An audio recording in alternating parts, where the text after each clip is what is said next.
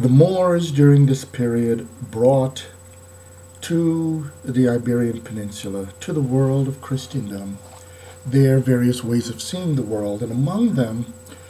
was the language used by the Moors, right? And this was and they spoke Arabic, and the word Ra in Arabic, which is related to the Hebrew word Rosh, which means head or beginning, was also another way of saying origins, and that word was transformed into the word Raza, and the word Raza referred to breeds of dogs, horses, Jews, and Moors. Now you already see something weird about lumping horses, dogs, Jews, and Moors together. But also, what was informing this way of putting people together was a form of what we could call theological naturalism. And what theological naturalism is the view that reality in its natural form is a creation of God. If reality in its natural form is a creation of God,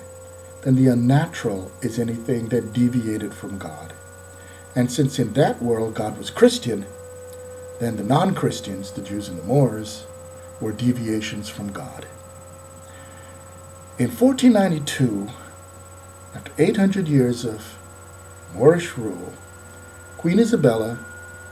and King Ferdinand defeated the Moors in Grenada and implemented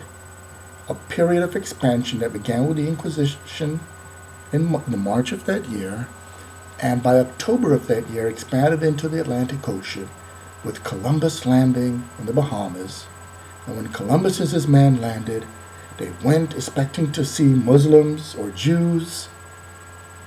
and they were expecting to see them in terms of Muslims from India, but instead they met a group of people who welcomed them, treated them well, but they weren't Christian,